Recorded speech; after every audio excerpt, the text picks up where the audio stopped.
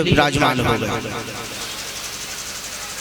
स्नान करा रहे हैं शालग्राम भगवान को, दूध से कराया, दही से कराया और जैसे ही शहद से कराया, अब तो कन्हैया की जीभ टपाके मारने लगी। बोले कभी दूध से नहावे, कभी दही से नहावे, कभी शहद से नहावे, बड़े मीठे है गए होंगे, लेकिन अंदर जाने की इजाजत नहीं। जैसे ही पूजा करके शालग्राम भगवान को रखा और नंद बाबा हाथ में माला झोली लेकर के जप करने लगे और आंखें बंद करके जप कर रहे हैं। नंद बाबा तो लग गए जप करने में और घुटमन करते हुए ठाकुर जी पहुंच गए वही शालग्राम भगवान के पास। ठाकुर जी कहे, बोले बड़े मीठे है गए होंगे, मैंने तो आज ही देखे हैं, न जाने कब से स्नान कर रहे हैं। आज जैसे ही शालग्राम भगवान को हाथ में लिया और एक क्षण में ही अपने मुख में धर लिए और पालती मार के वही नंद बाबा की बगल में बैठ गए। अब जैसे ही 10 मिनट के बाद माला पूरी हुई और जैसे ही नंद बाबा ने आंखें खोली तो आगे से शालग्राम भगवान गायब।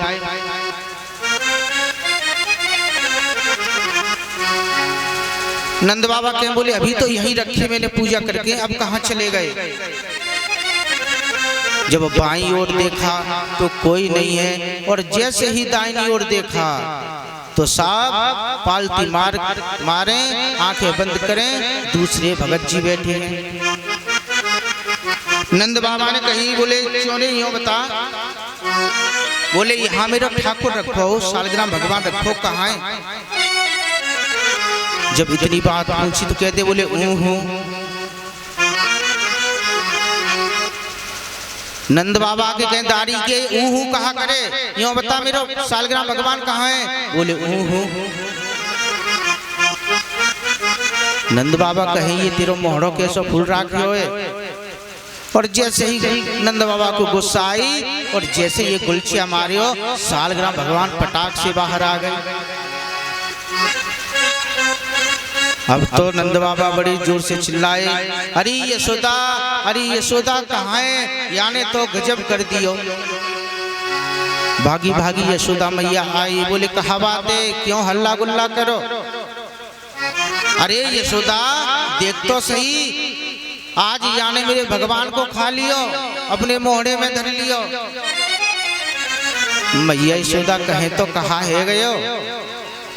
बोले वाने तो रसगुल्ला समझो हो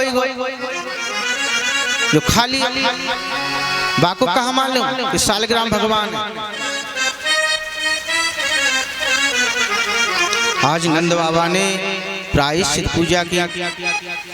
नंद बाबा शालग्राम भगवान से कहते हैं, बोले हे शालग्राम भगवान माफ करियो, छोटो सा छोरा है, 85 वर्ष की उम्र में जाके या को मोहड़ो देखो है, मेरे लाला को माफ करिए। सुखदेव जी कहते, राजा परीक्षित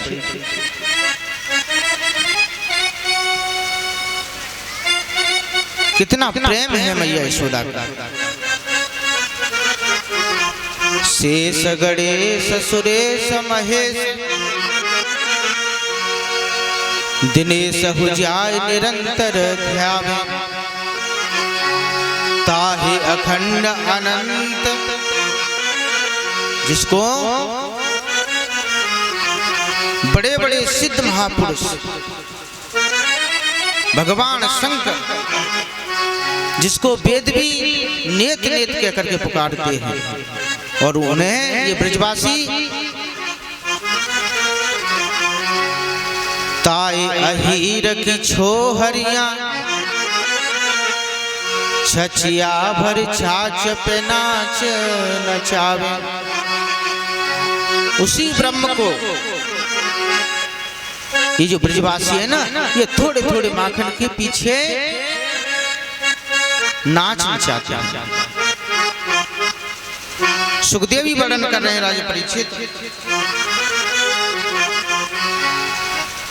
ठाकुर जी थोड़ा बड़े हो गए हैं, तो इन्होंने एक मंडली को तैयार किया। बोले भैया ये जो घर को माखन खावे ना, ये हमें आनंद ना आवे। बोले फिर? बोले अब तो एक काम करो, जो आनंद चोरी के माखन में है ना, वो आनंद घर के माखन में ना है। सखा कहते बोले दारी के, यूं बता, तू बड़े घर को छोरा है तो हम सब तेरी बात मानेंगे?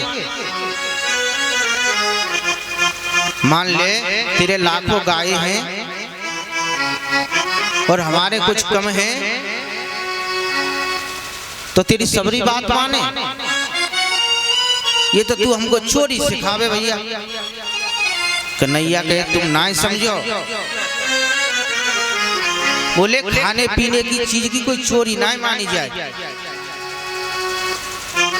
और फिर सबसे पहले अपने घर में ही चोरी करो।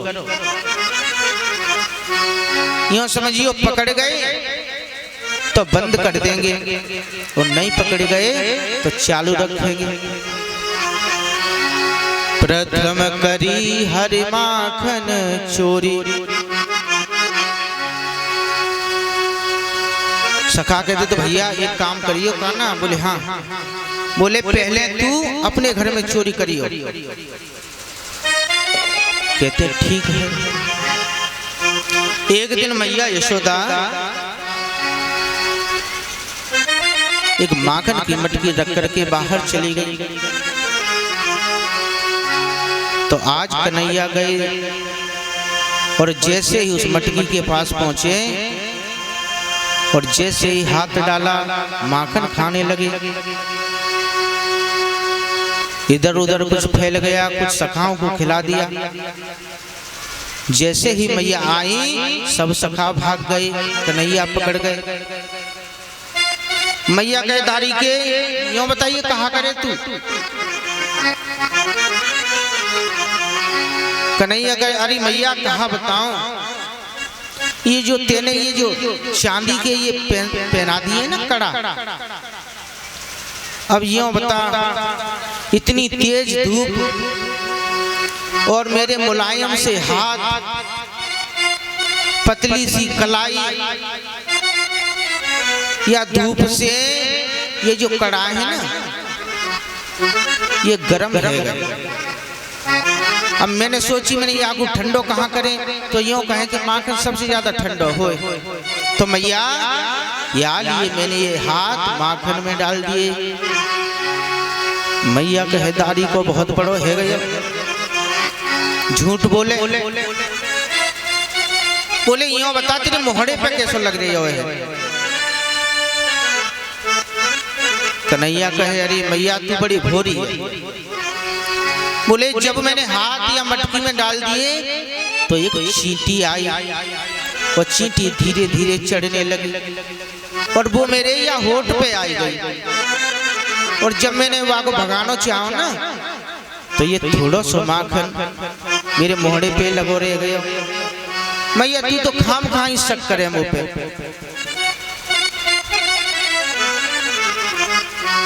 कन्हैया कहते बोले आज बच गए। बोले अब किसी दूसरे घर चलते हैं। आज एक सखी के घर पहुंचे और जैसे ही पहुंचे, वो सखी बड़ी चालाक, उसने ऐसी व्यवस्था की कि जब भी कन्हैया छींके से माखन उतारे तो पकड़े गए, लेकिन नहीं पकड़े गए। एक दिन ये ब्रज की जितनी भी गोपियां हैं मैया को उलाना देने जा रही, जितनी भी ब्रज में ये जो नई नई बहुएं हैं, ये सब उलाना देने जा रही है।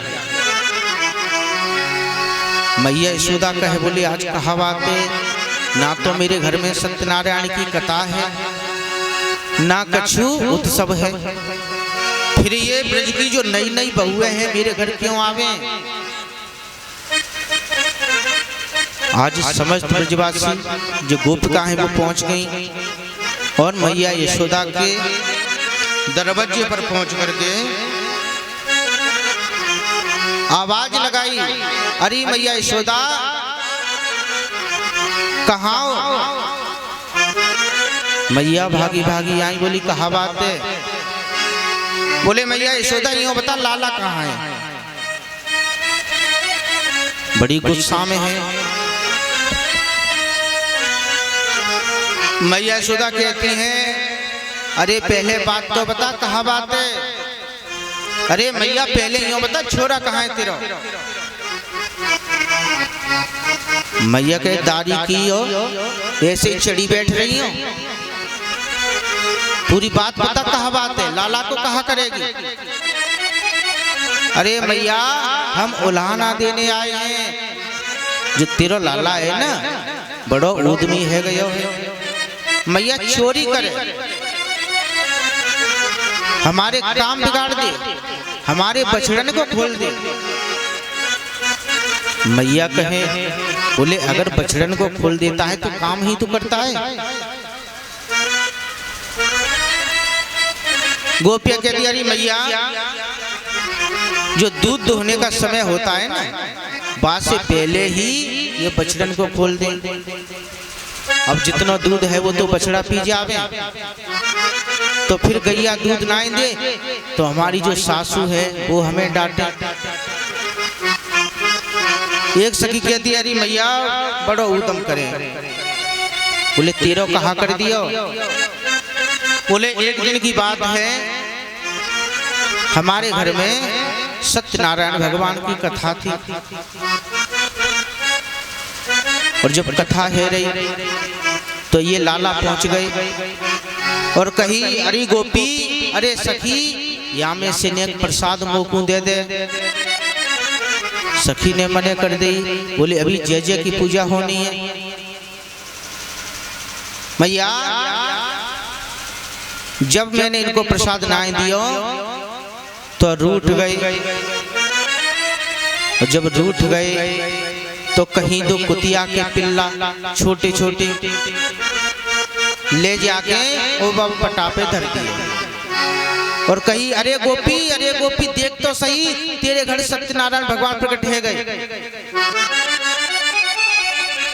गोपी कहती मैया जैसे ही मैं गई तुम्हारा सत्यनारायण भगवान की जगह पे दो कुतिया के पिल्ला, मैया ऐसो काम करें। एक गोपी कहती अरे मैया कहाँ बतावे, ऐसो उद्यम करें। एक बार हमारी और हमारे पति की विवाह की वर्षगांठ थी, तो हमने घर में पूजा रखी, तो इनने कही अरे गोपी एक फल दे दे, हमने मने कर दी, भगा दिया लाला को।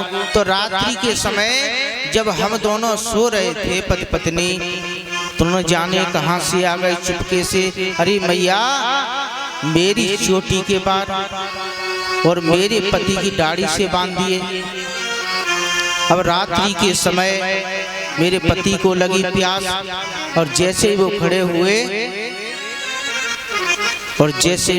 हुए मैं भी खींचने लगी।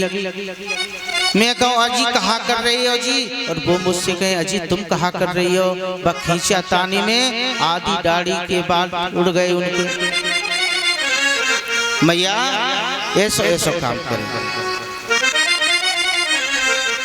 बोले गोविंद भगवान की